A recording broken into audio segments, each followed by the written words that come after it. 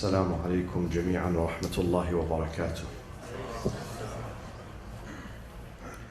بسم الله الرحمن الرحيم. الحمد لله رب العالمين. الحمد لله الذي يجيبني حين أناديه ويستر علي كل عورة وأنا أقصيه ويعظم النعمة علي فلا أجازيه. نحمده ونسبحه ونقدسه على آلائه ونعمائه ونشهد أن لا إله إلا الله وحده لا شريك له إلها واحدا أحدا فردا صمدا قيوما. نؤمن له بالربوبية ونقر له بالعبودية. من يهد الله فهو المهتدي ومن يضلل فلن تجد له وليا مرشدا. ونشهد أن سيدنا محمدا عبده ورسوله أرسله بالهدى ودين الحق ليظهره على الدين كله. اللهم صل وسلم وبارك وترحم على محمد وآل محمد كأفضل ما صليت وسلمت وباركت وترحمت على إبراهيم وآل إبراهيم في العالمين إنك حميد مجيد. وصل اللهم وسلم على جميع الأنبياء والمرسلين والأوصياء والصديقين وعترة نبيك الطيبين الطاهرين المعصومين والخيرة من أصحابه المنتجبين ومن تبعهم ويتبعهم بإحسان وإيمان إلى يوم الدين. عباد الله، أوصيكم وأوصي نفسي بتقوى الله ولزوم أمره. أعوذ بالله من الشيطان الرجيم. بسم الله الرحمن الرحيم. الذين إن مكناهم في الأرض أقاموا الصلاة وآتوا الزكاة وأمروا بالمعروف ونهوا عن المنكر ولله عاقبة الأمور. صدق الله العلي العظيم.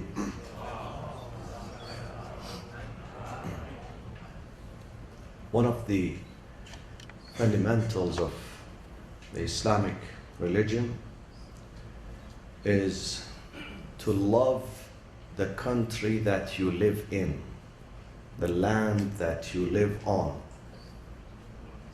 to love it and cherish it. For the hadith of Amir al-Mu'mineen alayhi salatu wassalam, he says, Khayrul bilad, the best land and the best country for you is the land that embraces you and caters for you. Khayrul biladi ma hamalak. The land that you call it home is the land that protects you, is the land that embraces you and accepts you and tolerates you, not the land that persecutes you, not the land that you run away from it because you don't have job, you don't have food, you don't have peace and security. That is not your home. Your home is where you find peace, security, dignity, self-worth, value, and you can protect yourself and your family. This is your home. This is your land. Wherever it is, it's up to you to decide. But home in Islam means the place that you can progress, move forward. You live dignified. If you lose your dignity, that land is not your home anymore. Even if you are born in that land, but it is not your home, because it strips you from your dignity and your value. Islam says loving the country is not enough. You must do more. You cannot say, Orange County is my home, I love Orange County. Yes, you can have a magnet, you buy it from the airport, I love, they put heart, Orange County. Put it on your fridge. But that's not enough. Love has to be followed by actions. Love has to be followed by protection of this land, your community, the maintenance of it. The first step, the first duty of our responsibility towards our land, our home, wherever it is to try to maintain it, try to protect it, try to protect the resources, God-given resources, overground and underground. try to protect the environment. The environment means the soil, the rivers, the oceans, the beaches, the air. We should not pollute. We should not destroy. We should not cut trees. We should respect the other resources such as livestock, fisheries, animals, the oil reserve that you have, other reserves that you have, the national parks, the entire land, the entire environment has to be protected. This is one step. This is the basic step. This is the elementary level of being loyal and mindful towards your country, your home, your town, your neighborhood. To protect the cleanliness and nadafa. Your country, your neighborhood has to be the most beautiful, the most clean in the nation, if you are a good Muslim. You have to protect the cleanliness of your environment. Sometimes I go to some Muslim countries, I get sick. Now I came back from many Muslim countries, I'm sick now. Why? Because of the trash, piles of trash around you. These prayers would not work. These fastings would not work. This Allahu Akbar and Quranic recitation does not work. If we don't know how to clean around us, to clean our homes, our neighborhoods, our streets, to collect the trash, then this is not a real Islam. We are not real Muslims. We are not following the Prophet ﷺ. The Prophet was the cleanest. 1400 years ago, there was no running water coming to your house, but he was the cleanest among his peers. He would take care of his body, his shape, his hair, his room, his house. He would always encourage his companions and those who live around him to be clean, We don't have these things nowadays. We don't have them in Muslim countries. So the cleanliness, to keep the law and order. A conscious Muslim is the one who respects the law and the order of the land. We are all cops, good cops. They don't give us salary. LAPD does not give us salary. LA Sheriff Department does not give us salary. But we have to protect the law and the order of the land. Because this is for my safety, for my children's safety, for your safety. We have to protect that. We have to maintain the public space. We should not be a burden. Muslims should never be a burden on their communities. I read, unfortunately, I don't know whether this is very true or not, or to what extent this is true, this percentage. It says the other day, but I've seen part of it, I think it is true, because I've been to France many times, to Paris. It says in France, 10% of the French people are Muslims. But when it comes to those who are in the prison, 70% of them are Muslims. Why? In fact, you should not see a Muslim prisoner at all, not a single one, if he's a true Muslim. If he respects his faith and his religion and his prophet and his Lord, he should not end up in a prison. Why? Why you go to prison? In a country that gives you freedom and dignity, and you can find job, you can find food, you can get married, you can establish a family. Why do you end up in prison? There is no reason for you to go to prison. 70%? Now maybe you tell me there is something wrong with the justice system there. Maybe. I don't rule it out. But Muslims are not giving a good example. I just came from several European countries. And if you ask me, Mustafa, what is your feeling? I tell you my feeling that I am unwanted. They don't welcome you anymore. When they look at the color of my skin, they think I'm a refugee. I came there to be a burden on their society, on their government, on their people. And this is not how it should be. Muslims should be plus. Muslims should enrich the countries that they arrive in. When Muslims reached Southern Europe, Italy, Spain, and other countries, they brought with them science, they brought with them technology, they brought with them medicine, philosophy, knowledge. The kings and the queens of other European countries, they used to come to Spain, Muslim Spain, to seek treatment. Now, in some Muslim countries, they send their patients for the smallest flu, they send them to Europe and America. Because they don't have good hospitals. They don't have good healthcare system. We have a duty to enrich the land, to beautify it. God says, I sent you to this earth, وَاسْتَعْمَرَكُمْ فِيهَا, to make it beautiful, to make it attractive, to make it nice, to make it peaceful. فَلْيَعْبُدُوا رَبَّ هَذَا الْبَيْتِ الَّذِي أَطْعَمَهُم مِّن جُوعٍ وَآمَنَهُم مِّن خَوْفٍ. Let them worship the Lord of this house, who relieved them from hunger, and He brought them peace from fear. This is how we should feel. We should enrich the land, not to be a burden. Not to be a burden on communities. That is not the way we're supposed to do things.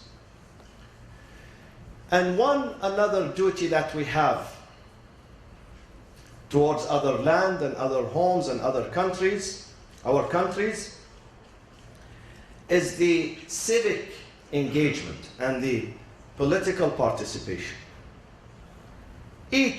Islam says each person of you, men or women, adult, young, old, they have the right to participate, to voice their opinion, not to be silent.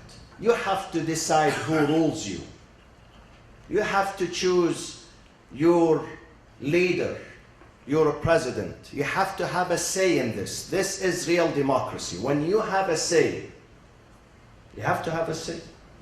Now you may tell me, but our number is not enough. I think we have to try. Allah says, try and leave the rest with me. You have to try. Of course, our number is not enough. But one day, it will be a decisive vote.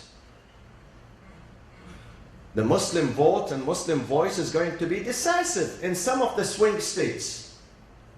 So you have to adhere to your civic duties, civic engagement, political activism. Islam says, choose the one that is not only good for the Muslims, good for the humanity, good for the American people,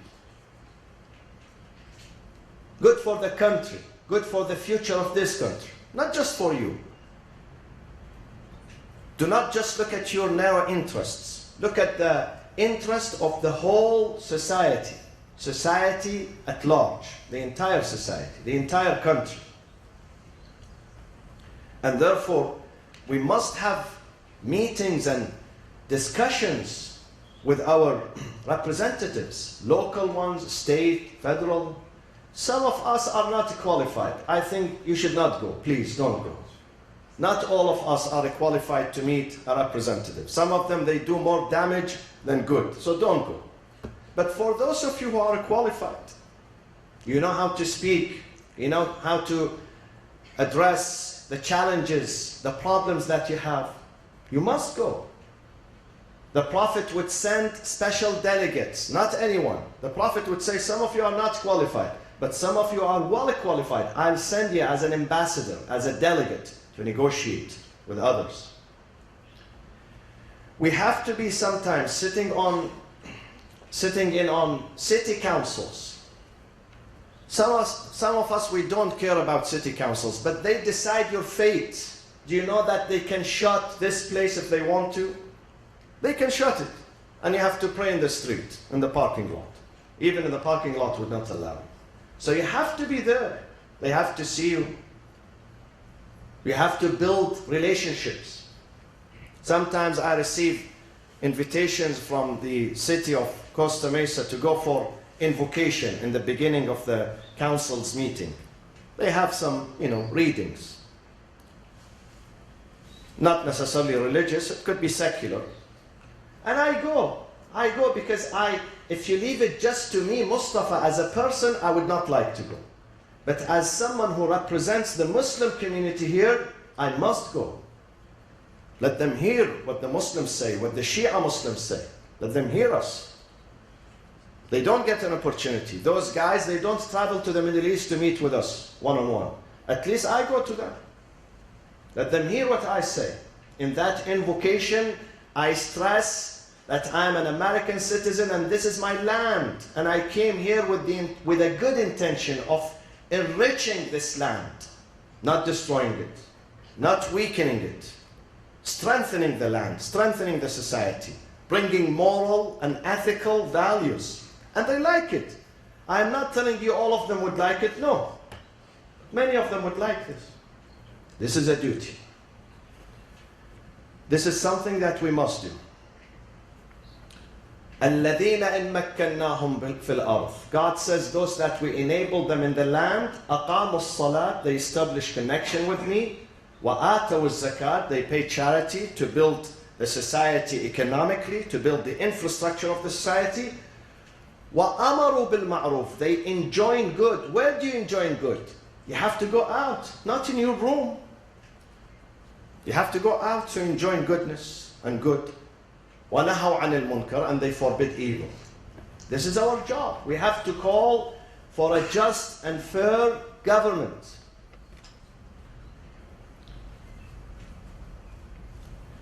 We have to speak, we have to participate. This is one of our most important civic duties in Islam. This land has a right upon you. The right is to participate. The right is to send it into the right hands, not the wrong hands. If someone wrong come to the White Office, we are responsible for that. God is going to tell me, you are responsible. You didn't work enough. Where were you? With your friends, with your family, with your companions, with your congregation. Where were you? Why do you allow a wrong person to end up in this office? This is my duty. This is my failure. I have to defend my right. As I said, we do not guarantee anything, but God says you work and leave the rest on me. Don't worry about the rest. We're going to protect you. But we need to see the first step being taken by you, not by me. The first step from us, the second step by God. The first step is by us. We have to work. We have to feel that we are part of this community. We are part of this land, of this country. We are responsible, not just others. We should not leave others to decide for us. Dignity means sovereignty, and dignity means that you decide your fate. You decide for yourself. You don't let others decide for you and then you complain to God, oh God, you sent us the wrong person. Why did you do this to us? God says, no, it's not me. It was you. There was ballot box. You didn't go. You didn't work. You didn't participate. الذين إن مكناهم في الأرض أقاموا الصلاة وآتوا الزكاة وأمروا بالمعروف ونهوا عن المنكر ولله عاقبة الأمور. بسم الله الرحمن الرحيم. والعصر إن الإنسان لفي خسر إلا الذين آمنوا وعملوا الصالحات وتواصوا بالحق وتواصوا بالصبر. وصلى الله وسلم على سيدنا محمد وأهل بيته الطيبين الطاهرين. اللهم صل على محمد وآل محمد. اللهم صل على محمد وآل محمد. اللهم صل على محمد وآل محمد. بسم الله الرحمن الرحيم. الحمد لله رب العالمين. نحمده ونسبحه ونقدسه ونشهد أن لا إله إلا الله وحده لا شريك له وأن سيدنا محمدا عبده ورسوله أرسله بالهدى ودين الحق ليظهره على الدين كله. اللهم صل وسلم وبارك وترحم على محمد وآل محمد كأفضل ما صليت وسلمت وباركت وترحمت على إبراهيم وآل إبراهيم في العالمين إنك حميد مجيد. وصل اللهم وسلم على خلفاء نبيك وأوصيائه وأهل بيته وأحبته علي أمير المؤمنين وقائد الغر المحجلين، وعلى البضعة الطاهرة فاطمة الزهراء سيدة نساء العالمين، وعلى سبطي نبي الرحمة وسيدي شباب أهل الجنة الحسن والحسين عليهما السلام، وعلى علي بن الحسين ومحمد بن علي وجعفر بن محمد وموسى بن جعفر وعلي بن موسى ومحمد بن علي وعلي بن محمد والحسن بن علي والخلف الهادي المهدي، عجل الله تعالى فرجه وسهل مخرجه وجعلنا من أنصاره وأعوانه. عباد الله، أوصيكم وأوصي نفسي بتقوى الله ولزوم أمره. أعوذ بالله من الشيطان الرجيم. بسم الله الرحمن الرحيم. ذلك ومن يعظم شعائر الله فإنها من تقوى القلوب. صدق الله العلي العظيم.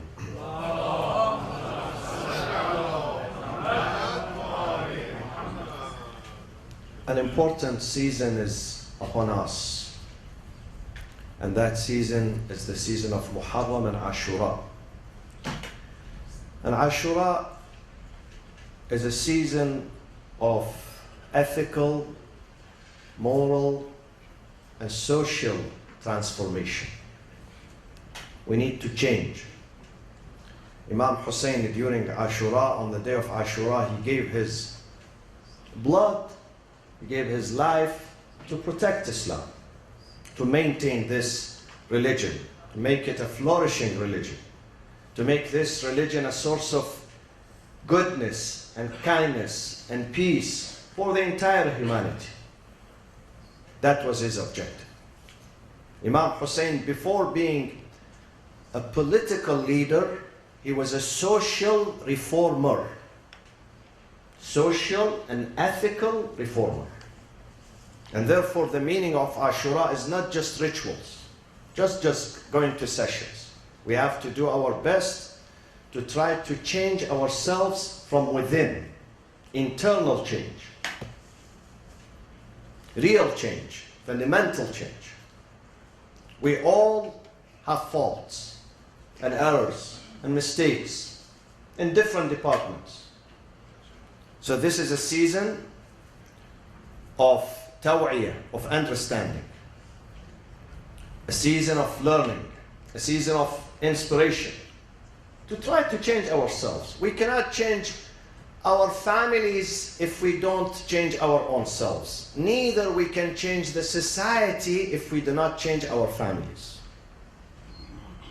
The first step begins with us, inside us.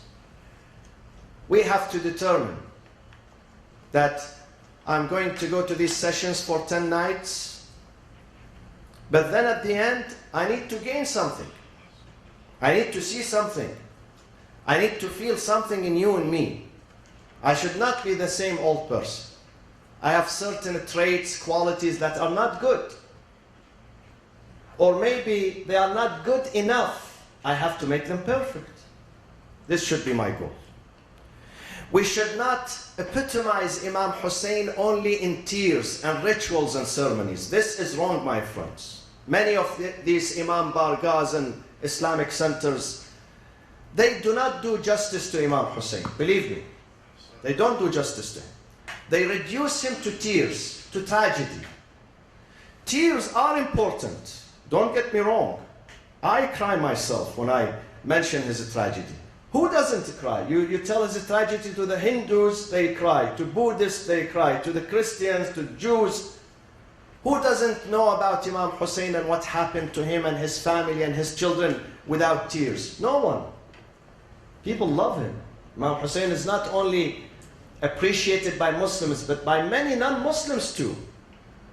Gandhi was one of the leaders who said, Hussein inspired me to ask, to fight for my rights. It was Imam Hussein alayhi salam. And Gandhi was a Hindu, was not a Muslim. But we should not reduce Imam Hussein only to tears. This is injustice. Tears has to be followed by what? Actions.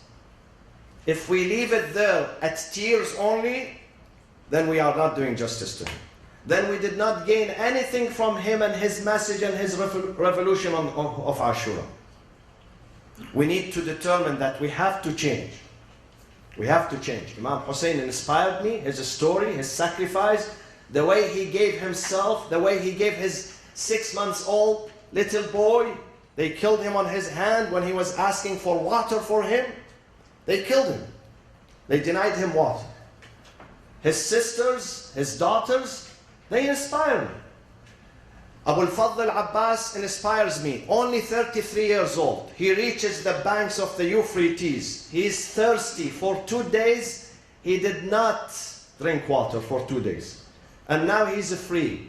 He gets a handful of water. He brings it to his mouth. Then he remembers he has children. 83 or 84 children. They said to him, we are thirsty. And he promised them to bring water. So he drops the water. He doesn't drink. This is heroism. This is sacrifice. Because you promised children and women, I'm going to bring you water. I'm not going to drink before you. This has to inspire me. This is a huge lesson. It should teach me that I have to sacrifice for my family, for my community, for my religion, for my country. I have to sacrifice. I have to go through these difficulties too. If one day I am denied food or a drink or shelter or transportation or medicine, it's not the end of the world. It's not. Still I can continue my journey of sacrifice. This is the message of Imam Hussein alayhi salam. We should not turn him into a fairy tale. Hussein is a reality. Hussein is a reality. Hussein is a reality. And therefore, we need to invite the best speakers, motivational speakers. Speakers who can inspire and infuse change and transformation. What we need today, we have to change our akhlaq, my friends. To make this community the best, we have to hold fast to truthfulness, sidq al-hadith, to honesty, amana, amana. Hussein does not want someone, a thief, to say, to follow him. No. Hussein came to transform the people. In the society, there were a lot of thieves, murderers, thugs. Hussein came to teach them, to inspire them. Hussein said on the day of Ashura, he stood. He had only a handful of companions. His enemies, at least they were 30,000. 30,000 soldiers. He had less than 70. He said, my friends, you know what? If any one of you has a loan on him, he's in debt, he cannot fight with me. He has to go back home and you have to give your loan back. I don't want anyone who has a debt to fight with me today. Don't be with me. Go home. This is a lesson in amana, lesson in honesty, trustworthiness. Because you cannot change the society if you don't change yourself. You cannot teach people honesty if you are a thief. You can't. People would not listen to you. Hussein gave examples in honesty, in truthfulness. He did not mislead. His army was small, but it was victorious. Look at today. After 1,377 years today exactly. On Monday, the beginning of Muharram, it's going to be 1,377 years after the martyrdom of Imam Hussein. Let me ask you, is Hussein alive or dead? Definitely he's alive. In every continent, in every country, in every city, in every village, in every neighborhood, they remember Hussein. Hussein is celebrated, universally celebrated. Iconic figure, Hussein. So he's not dead. His message is alive. They destroyed him, they crushed his bones. After murdering him with the horses, they crushed his bones. He was fragmented into pieces, But Hussein is alive because his message was true, was genuine. He practiced what he preached. He practiced. We have to change. Season of transformation. Social transformation. If these 10 days they finish and you are not a better father, you lost. If these 10 days, 10 nights they finish and you are not a better mother, more caring mother, you are at loss. You did not do a good job. If you are not a better citizen, then you lost. You didn't gain anything from Hussein. You went home empty-handed. A season of transformation. This is why we say, كل يوم عاشوراء وكل أرض كربلاء. Karbala is not confined to a geographic area, 8,000 kilometers away from here. Neither Ashura is only the 10th day. Every day is a day of challenge for me. Every day is a day of work and sacrifice. Every day. This is what Imam Hussein inspires me. This is why I love Imam Hussein. It's a source of true inspiration for me and my family. And everything I have, I give to Imam Hussein. Because he gave everything. He left nothing in his inventory. People, they go to the battlefield, they keep their families safe at home. Imam Hussein took his family, took his daughters, took his sisters, took his newborn baby with him. He left nothing. He gave everything for God. He's the slave of God and he gave everything for God, and definitely God is going to give him everything. One of the gifts that God gave to Hussein is استجابة الدعاء تحت قبته. God answers the prayers. If the prayers is genuine, underneath his dome, his shrine, God would answer these prayers. And this is not difficult for God. God has to be more generous than Hussein. Hussein gave beyond boundaries. And God is the creator of generosity. And the creator of Hussein. Definitely he would give him beyond boundaries. We will have top-notch speakers this season here. Dr. Hassanein Walji. He's going to begin, the season is beginning on Sunday night, every night inshallah at 7 p.m. with the prayers, Maghrib and Isha, and then the lectures. And Dr. Hassanein Walji, he's a friend of mine. He's an intellectual. You will benefit from every sentence he says. Your time is not going to be wasted with him, listening to him. So trust me on this.